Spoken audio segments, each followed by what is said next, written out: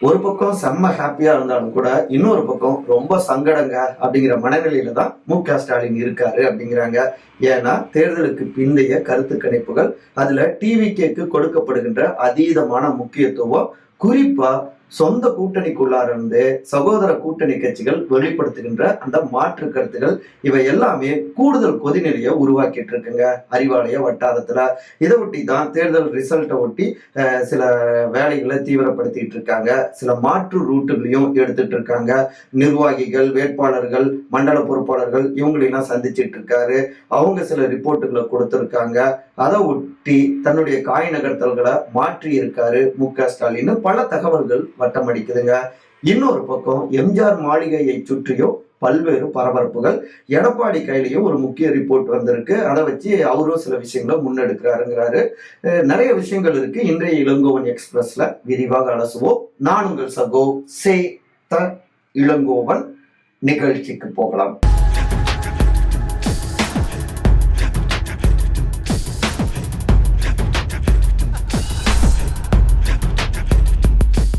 Shock கொடுத்த exit போல், உடனே meeting arrange செய்த மு.க.ஸ்டாலின். ஒவ்வொரு கட்சியுமேங்க, திமுகவாகட்டும், அதிமுகவாகட்டும், தாவேக்காவாகட்டும், நாங்க தான் ஆட்சி அமைப்போம் அப்படின்னு உறுதியா நம்பிட்டு இருக்காங்க. ஆனாலும் இன்னொரு பக்கம் கொஞ்சம் தடுமாற்றம், ஜெர்க்கு ஏற்பட்டிருக்குங்க. ஏன்னா தேர்தலுக்கு பிந்தைய கருத்து கணிப்புகள் சில திமுகங்கிறாங்க, சில அதிமுகங்கிறாங்க, சில நார்த் இந்தியா மீடியாக்கள் தாவேக்கா அப்படிங்கிறாங்க. சோ என்னதான் நடந்துகிட்டு இருக்கு, உண்மையான ரிப்போர்ட் வேணும் அப்படின்னு ஆளும் தரப்புல திமுக தரப்புல முதலமைச்சரும் திமுகவுடைய தலைவருமான திரு மு.க.ஸ்டாலின் உடனடியாக ஒரு மீட்டிங்கும் அரேஞ்ச் பண்ணியிருந்தாரு. அதாவது முக்கியமான வேட்பாளர்கள், முக்கிய மண்டல பொறுப்பாளர்கள், மந்திரிகள், அப்புறம் மாவட்ட செயலாளர்கள் அப்படின்னு இவங்களை தொடர்பு கொண்டும் உங்களுடைய தொகுதியுடைய உண்மையான ரிப்போர்ட் வேணும், நடந்தது என்ன அப்படின்னு கேட்டிருக்காரு. பாசிட்டிவா தான் இருக்கு தலைவரே, நம்முடைய கூட்டணி பலம், அப்புறம் ஸ்கீம்ஸ் எல்லாம் மக்கள்கிட்ட போய் சேர்ந்திருக்கு, கடைசி கட்டத்தெல்லாம் இறங்கி வேலை பார்த்திருக்கோம், இது எல்லாமே நமக்கு பாசிட்டிவ் ரிசல்ட் தான் கொடுக்கும்.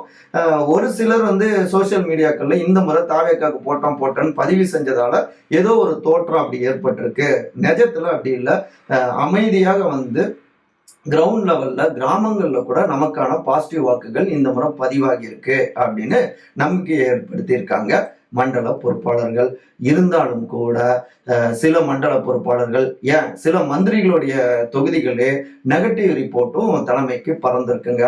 இப்போ உதாரணமா சொன்னோம்னா டீப் சவுத்துல முருகன் சந்நிதி பெயர் கொண்ட ஒரு முக்கிய தொகுதி, அப்புறம் மைய மாநகரத்துல இருக்கக்கூடிய ஒரு முக்கியமான மாசையுடைய தொகுதி, இன்னொரு பக்கம் பார்த்தோம்னா மேற்கு மண்டலத்திலும் 2 தொகுதி, அதுல பார்த்தோம்னா ஒரு தொகுதியில அதிமுகவுடைய கூட்டணி கட்சிக்கு அந்த தொகுதியை தள்ளி விட்டாங்க.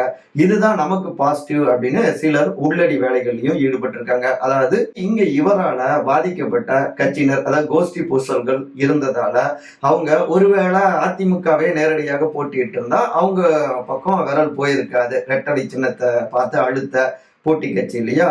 ஆனா கூட்டணி கட்சிக்கு தள்ளி விட்டதால சமுதாய பாசத்தோட அவங்களுக்கு நிறைய பேர் வாக்குகளை செலுத்தியிருக்காங்க. அதனால இந்த மினிஸ்டருக்கு ஆபத்து அப்படின்னா ரிப்போர்ட்டுகள் பறந்திருக்கு.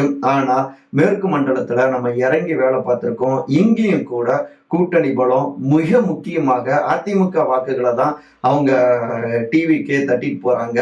நம்ம பக்கம் ஸ்ட்ராங்கா இருக்கும். அந்த வேட்பாளரும் அந்நிய வேட்பாளர், தொகுதிக்கு சம்பந்தம் இல்லாதவர், கிளைமாக்ஸ் கட்டத்துல நம்முடைய அந்த இனிப்பு பலகார வகைகள், இது எல்லாமே நமக்கு இங்க பாசிட்டிவா தான் இருக்கு அப்படின்னு மறுப்பும் தெரிவிச்சிருக்காங்க, அடிச்சு பேசுறாங்க. அப்புறம் கொங்கு மண்டலம், மேற்கு மண்டலம் வலுவாக இருக்கு, அதிமுகவுடைய பலமான பிரதேசத்திலேயே வேட்டு வச்சிருக்கோம். சவுத்லயும் பார்த்தோம்னா நமக்கு பாசிட்டிவான விஷயங்கள் நிறைய நடந்திருக்கு. ஏன்னா வலிமையான வேட்பாளர்களை அதிமுகவில் பதிவு செய்யல, அனைத்து சமுதாயத்தினரையும் பிரதிநிதிப்படுத்துற மாதிரி அங்க வேட்பாளர்களை நியமிக்கல. ஆனா நம்ம அந்த மாதிரிதான் நியமிச்சிருக்கோம். மிக முக்கியமாக கூட்டணி பலம். அப்புறம் தாவேக்காவிலையும் அங்க சொல்லிக்கிற அளவுக்கு பெரிய வேட்பாளர்கள் இல்ல, 1-2 பேர் தான் இருக்காங்க. சோ அங்க குறைஞ்ச அளவுல தான் அவங்க வாக்குகள் பிரிப்பாங்க. அதிமுக கூட்டணிக்கு தான் சேதாரம். தேசிய கட்சி பாஜகவும் இருக்காங்க, நமக்கு பாசிட்டிவ். இப்ப மேற்கு மண்டலம், இங்க சவுத்து, அப்புறம் டெல்டாவிலையும் பெரிய சேதாரம்லாம் இல்ல. சில தொகுதிகள்ல தாவேக்கா சேதாரத்தை ஏற்படுத்துது. அப்படி இருந்தாலும் அவங்க 2வது தான் வருவாங்க, நமக்கு கிடைச்சிருக்கிற ரிப்போர்ட். சோ நம்ம நிச்சயமாக ஆட்சி அமைப்போம். எக்ஸிட் போர்டுல கூட தொகுதிகள் குறைச்சிருக்காங்க பெரும்பாலான மீடியாக்கள், ஆனா நாம தான் ஆட்சி அமைப்புன்னு பெரும்பாலான மீடியாக்களும் தெரியப்படுத்தியிருக்காங்க அப்படின்னு நம்பிக்கை ஏற்படுத்துற மாதிரி பல கருத்துக்களையும் பதிவு செஞ்சிருக்காங்க. அதுல முக்கியமா அறிவாலயத்து கையில ஒரு ரிப்போர்ட் இருக்குங்க, ஒரு கணக்கு. எப்படின்னா, இப்ப போன முறை 45 to 50% கூட்டணியோட சேர்த்து திமுகவுக்கு வாக்கு பலம் இருக்கு, 50% ஓட்ஸ். எதிர்ப்பு உணர்வால ஆன்டி இன்கம்பன்சி இதனால ஒரு 5% போலாம். தாவேகா ஒரு 20% வரை வாக்குகளை பிரிக்கலாம். சில தொகுதிகளை வேணா 25 அப்படிங்கிற அளவுல போலாம். இப்ப 20ல பார்த்தோம்னா அதிமுகவுடைய வாக்குகளும் நாத்தாக்காவுடைய வாக்குகளும் அப்புறம் திமுக வாக்குகளும் இருக்கும். அதுல ஒரு 5% அப்படின்னு வச்சுப்போமே. 5 to 5 பார்த்தோம்னா 10% அளவுல தான் சேதாரங்கள் இருக்கு.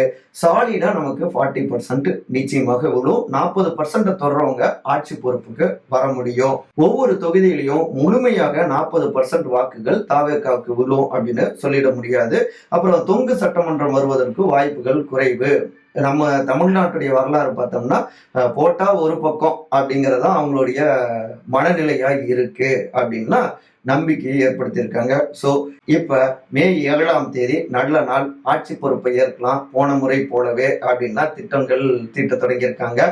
அப்புறம் யார் யாருக்கு எந்த துறை அப்படின்னும் அந்த லிஸ்டும் ஏறக்குறைய ஃபைனல் ஆகியிருக்கு அப்படின்னு மூச்சு விடாம அறிவாலய வட்டாரத்துல இருந்து தகவல்களை பகிர்ந்துக்கிறாங்க. ஆட்சி கனவு, திமுக கூட்டணிக்குள் சலசலப்பு, இதையே ஆதாரமாக காட்டும் எடப்பாடி. ஒரு பக்கம் திமுக தவேகான்னு சண்டை போட்டுக்கிட்டாலும் நீங்க இப்படி சண்டை போட்டுட்டு ஓட்டுகளை பிரிச்சிருக்கீங்க, அதனாலேயே நாங்க சாலிடாக சிங்கிள் மெஜாரிட்டியில வெற்றி பெறுவோம் அப்படின்னு நம்பிக்கையை வெளிப்படுத்திட்டு இருக்காங்க ரத்தத்தின் ரத்தங்கள். முன்னாள் முதலமைச்சர் அதிமுக பொதுச் செயலாளர் திரு எடப்பாடி பழனிசாமி அவரும் கூட தங்களுடைய மாஜி மினிஸ்டர்ஸ் கிட்ட, அப்புறம் அதிகாரிகள் வட்டாரத்துல, தங்களுடைய சோர்ஸ்ல இருக்கக்கூடிய அதிகாரிகள் வட்டாரத்திலையும் நாம தாங்க ஆட்சி பொறுப்புக்கு வருவோம், நான் தான் சிஎம் ஆக போறேன், ஸோ எதெல்லாம் நம்ம பாசிட்டிவா முன்னெடுக்கலாம் அப்படின்னு அந்த லிஸ்ட் கொடுங்கன்னு இப்பவே கேட்க தொடங்கி இருக்காரு. அதுல முக்கியமா தேர்தல் நேரத்துல விவசாய கடன், அந்த கூட்டுறவு கடன் தள்ளுபடி அப்படின்னு அவர் சொன்னார் இல்லையா, இது தங்களுக்கு பாசிட்டிவான இம்பாக்ட் ஏற்படுத்தி இருக்கு அப்படின்னு நம்புறாங்க. முதல் கையெழுத்து அந்த தள்ளுபடியாக இருக்கலாம் அப்படின்னு தகவல்கள் வருது. அந்த டீட்டெயில்ஸ் எல்லாம் கேட்டுக்கிட்டு இருக்காங்க. அதுக்கப்புறம் மகளிர் உரிமை தொகை, ஆண்களுக்கும் கட்டணமில்லா பேருந்து பயணம், இதெல்லாம் கையெழுத்திடலாம் அப்படிங்கிற அளவுக்கு அவங்க யோசிக்கவும் தொடங்கி இருக்காங்க அதிமுக சைட்ல. இந்த அளவுக்கு ஒரு நம்பிக்கையோட இருக்கிறதுக்கு காரணம் என்ன அப்படின்னு கேட்டா, அதான் ஏற்கனவே நம்ம ஒரு காணொலியில சொன்ன மாதிரி சிறுபான்மையினர் வாக்குகளை அவங்க கவனிக்கல, டிஎம்கே தான் கவனிச்சிட்டு இருக்காங்க. அதுலதான் தாவேகா சேதாரத்தை ஏற்படுத்துது. அப்புறம் 45+ எங்களுக்கு உறுதியான ஓட்ஸ் இருக்கு, இளைஞர்கள் பெண்கள் இவங்களுடைய வாக்குகள்ல நாங்க பெருசா கவனம் செலுத்தலாம். அம்மாவுடைய மறைவுக்கு பிறகு அதுலாம் திமுக கவனம் செலுத்தினாங்க. அந்த வாக்குகள் தான் தாவேகா பெரிய அளவுல சேதாரத்தை ஏற்படுத்துது. எங்களுடைய சைட்ல அவங்க பெருசா வர முடியல. எங்களுடைய ஸ்ட்ராங் ஜோன்ல நாங்க வலுவா இருக்கோம் மேற்கு மண்டலத்துல, அப்புறம் இங்க பாமக பலத்தோடு, டெல்டாவில் அமமுக பலத்தோடு. ஸோ இந்த ஸ்ட்ராங் ஜோனு 100+ தொகுதிகளை எங்களுக்கு கொடுத்துரும் அப்படின்னு நம்புறாங்க. அடுத்து அவங்க ஆதாரம் காட்டுறது என்னன்னா, திமுக கூட்டணி கட்சிகளுக்கு உள்ளார ஏற்பட்டிருக்கிற அந்த திடீர் சலசலப்பு. இப்ப கூட பார்த்தோம்னா மார்க்சிஸ்ட் கம்யூனிஸ்ட் கட்சியுடைய முன்னாள் மாநில செயலாளர் தோழர் திரு கே பாலகிருஷ்ணன் என்ன சொல்லியிருக்காருன்னா, தேர்தல் நேரத்துல உரிய பங்கீட, உரிய அங்கீகாரத்தை திமுக கொடுக்கல மார்க்சிஸ்ட் கம்யூனிஸ்ட் கட்சிக்கு. அது மட்டும் இல்லைங்க, அமைய போகின்ற திமுக ஆட்சி எப்படி இருக்குன்னு சொல்ல முடியாது. ஏன்னா இளைஞர்கள்கிட்ட பெரும் கொந்தளிப்பு ஏற்பட்டிருக்கு. முக்கியமா வேலையில்லா திண்டாட்டத்தை தீர்க்க உருப்படியான நடவடிக்கைகளை அரசாங்கம் எடுக்கல. மாற்றம் வேண்டும் என்கிற மிகப்பெரிய எழுச்சி, அரசியல் புரிந்துணர்வு இளைஞர்கள்கிட்ட ஏற்பட்டிருக்கு. இது வரவேற்கத்தக்கது, பாராட்டத்தக்கது அப்படின்னு கருத்துக்களை பதிவு செஞ்சிருக்காங்க. இதுக்கு முன்னாடி பார்த்தோம்னா மதிமுகவுடைய பொதுச் செயலாளர் திரு வைகோ, திரு விஜய் ஆச்சரியத்தை ஏற்படுத்தியிருக்காரு, பெரும் தாக்கத்தை ஏற்படுத்தியிருக்காரு அப்படின்னு அவரு கருத்து தெரிவிச்சிருக்காரு. இப்ப எடுத்துக்கிட்டோம்னா விடுதலை சிறுத்தைகள் கட்சியுடைய தலைவர், நாடாளுமன்ற உறுப்பினர் திரு தொல் திருமாவளவன் அவர் விரிவாகவே பேசியிருக்காருங்க. அதாவது திமுக ஆட்சியை கைப்பற்ற போகிறது என்று சொன்னால் அதற்கு பிசிகாவுடைய அணுகுமுறையும் உறுதியான நிலைப்பாடும் காரணம் அப்படிங்கிறத மறுத்துவிட முடியாது. நாங்க கூடுதல் இடங்களுக்கு ஆசைப்பட்டிருந்தா, மாற்றங்கிற பெயர்ல வேற முடிவை எடுத்திருந்தா தமிழ்நாடு அரசியல் தலைகீழாக மாறி இருக்கும். இதுல யாருக்கும் மாற்று கருத்து இருக்காது. தொகுதி பங்கீடு பேச்சுவார்த்தை அப்ப நம்மால இரட்டை இலக்கத்தை எட்ட முடியல, அதற்கு நான் முரண்டு பிடிக்கல, இழுபறி நிலைய உருவாக்கல, கூட்டணியை பலவீனப்படுத்துவதற்கு காரணமாக அமைந்து விடக்கூடாது என்று பொறுப்புணர்வோடு நான் முடிவெடுத்தேன் அப்படின்லாம் அவரு கருத்துக்களை பதிவு செஞ்சிருக்காருங்க. ஏன் இந்த மாதிரி அவர் பேசியிருக்காருன்னு அப்படின்னு விசாரிச்சப்பவும் இங்க விசிகாவுடைய வாக்குகள் பெரிய அளவுல தாவேகா பக்கம் போயிருக்கு அப்படின்னு திமுகவினர் தொடர்ந்து இந்த கருத்துக்களை தெரியப்படுத்திட்டு இருக்காங்க. அதாவது அவங்களுடைய தலைமைக்கிட்டையும் விசிகா மேல பழி போடுவதை அவரு விரும்பல. இந்த கூட்டணிக்காக எந்த அளவுக்கு நாங்க உழைச்சிருக்கோம், எவ்வளவு விஷயத்த நாங்க விட்டு கொடுத்திருக்கோம் அப்படின்னு திமுகவுடைய தலைவர் திரு மு.க. ஸ்டாலின் அவருக்கு உணர்த்துற மாதிரி தான் இந்த கருத்துக்களை பதிவு செஞ்சிருக்காரு. அப்புறம் இன்னும் ஒரு படி மேல போய் எங்களுக்காக கூட்டணி கட்சியினர் விசிகாவுடைய தொகுதிகளில் சிலர் வந்துட்டு சரியா வேலை பார்க்கல, அப்புறம் விசிகாவும் கூட்டணி கட்சியினருடைய தொகுதிகளில் சில இடங்கள்ல சரியா வேலை பார்க்கல, சில விசிகாவினர் அப்படின்லாம் தகவல்கள் வருது, என்னன்னு பரிசீலிக்கணும் அப்படின்னு போற போக்குல ஒரு குத்து வச்சிருக்காரு திரு தொல் திருமாவளவன். இது எல்லாமே கூட்டணிக்குள்ளார சலசலப்ப வெளிப்படுத்துவதாக இருக்கு. அப்ப என்னன்னா இது தேர்தலுக்கு முன்னாடியும் இதே மாதிரியான மனநிலை தான் அவங்களுக்குள்ள இருந்திருக்கும். அப்ப சரியா அவங்க யாரும் வேலை பார்த்து இருந்திருக்க மாட்டாங்க. ஒரு நெருக்கத்தோடு, உறுதியோடு, ஒற்றுமையோடு இந்த பிரச்சனைகள் எல்லாமே சிறிய சிறிய அளவுல கூட அங்க சேதாரங்களை, வாக்கு சேதாரத்தை ஏற்படுத்தியிருக்கும். இது எல்லாமே நமக்கு பாசிட்டிவாக அதிமுகவுக்கு வரும் அப்படிங்கிறது தான் திரு எடப்பாடியுடைய ஒரே கணக்கா இருக்கு. இப்ப 100+ வந்துட்டா என்ன ஆனாலும் சரி, நம்ம பெரும்பான்மையை நிரூபிக்கிறதுக்காக எல்லா வேலைகள்லையும் ஈடுபடணும் அப்படின்னு இப்பவே இன்னொரு பக்கம் தாவேகா சைட்ல சில மறைமுக பேச்சுவார்த்தையிலையும் ஈடுபட தொடங்கியிருக்காரு. அவங்க கிட்ட என்னென்ன பணியருக்கு போனை போடுங்கப்பா, இல்லைன்னா அங்க பணியர் கேட்ட தட்டுங்கப்பா, பேசுவோம் அப்படிங்கிற மாதிரி சில தூதுக்குழுவையும் அனுப்பியிருக்காரு அப்படின்னும் தகவல்கள் வந்துட்டு இருக்குங்க. இதெல்லாம் ஒட்டித்தானோ என்னவோ அவருமே வேட்பாளர்கள் வெற்றி அடைஞ்ச உடனடியாக பணியூருக்கு வந்துடணும் அப்படின்னு திரு விஜயும் உத்தரவு போட்டிருக்காரு அவங்களுடைய கேண்டிடேட்ஸ் கிட்ட.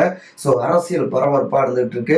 அவரை பொறுத்த வரைக்கும் அவங்க டீம்ல 1977 முதல் முறையாக திரு எம்ஜிஆர் அவர்கள் முதலமைச்சர் ஆனப்ப கூட சுமார் 32% தான் ஓட்டுகளை பெற்றாரு. எதிர்த்து போட்டியிட்ட திமுக சுமார் 26% ஓட்டுகளை பெற்றாங்க. ஸோ இங்க 40% பெற்றாதான் ஆட்சி அமைக்க முடியும்னா இல்லை, பலவாறு மும்முனை போட்டி பிரிஞ்சிருக்கிறதால நமக்கு 30% கிராஸ் பண்ணாலே வெற்றி வாய்ப்பு நிச்சயம், நம்மளால 30% கிராஸ் பண்ண முடியும் அப்படின்னா பனையோரு நம்பிக்கைய கம்பு சுத்திட்டு இருக்காங்க. ஆக மொத்தத்துல ஆளுக்கு கணக்கு போட்டுட்டு இருக்காங்க. அந்த ரிசல்ட் கிளைமாக்ஸ் கட்டத்துல வெளிப்படையாக இப்படி பேசினாலும் உள்ளுக்குள்ளார அந்த ஜெர்க்கு, படபடப்பு, பதற்றம் இருக்கிறதையும் உணர முடியுது.